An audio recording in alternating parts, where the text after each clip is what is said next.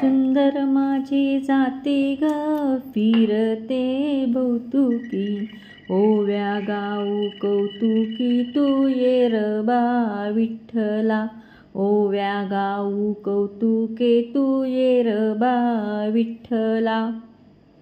नमस्कार मंडळी, मागच्या व्हिडिओत मी तुम्हाला जात्यावर काळे घेवडे भरडून त्याची डाळ कशी करायची ते दाखवले होते। त्या डाळीची अप्रतिम अशी आमटी कशी करायची ते मी तुम्हाला आजच्या व्हिडिओत दाखवणार आहे। तर चला आता आपण आपल्या किचनमध्ये जाऊया।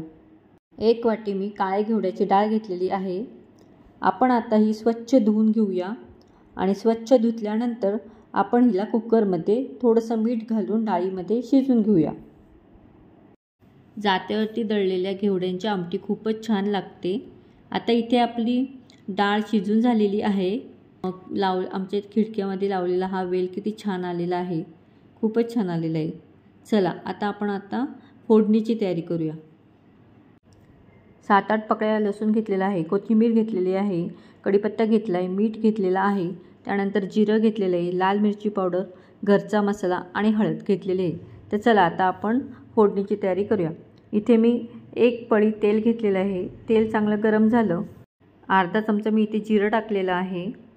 त्यानंतर आपण सर्व लसूण ह्यामध्ये टाकूयात। लसणाचा असा एक मस्तपैकी सुगंध सुटलेला आहे। त्यानंतर कढीपत्ता टाकला, कढीपत्ता तडतडला की आपण त्याच्यामध्ये थोडीशी आता कोथिंबीर टाकूयात।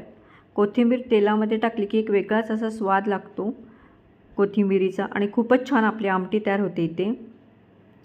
आता मी इथे पाव चमचा हळद टाकलेली आहे, मिरची पावडर टाकलेली आहे आणि घरचा मसाला मी टाकलेला आहे अर्धा चमचा।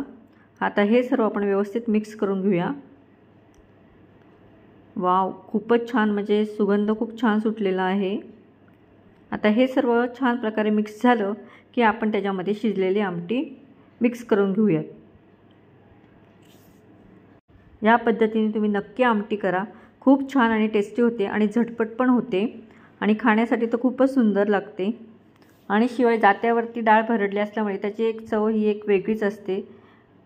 तर मग आता आपण ह्याला उकळी येऊन देऊया। आपल्या आमटीला उकळी आली की मग आपण त्याच्यामध्ये कोथिंबीर टाकून घेऊया। आता इथे मी पाव चमचा मीठ टाकत आहे आणि आता आमटीला उकळी येण्याची वाट पाहूया। मस्त अशी आमटीला उकळी आलेली आहे, किती छान आपली आमटी इथे दिसत आहे, पहा तुम्ही।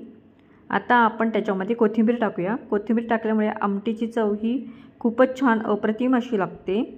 तर इथे आपली आता आमटी तयार झालेली आहे, किती छान अशी आमटी तयार झालेली आहे।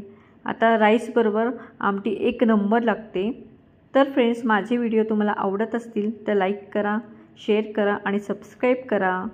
Bye bye, take care.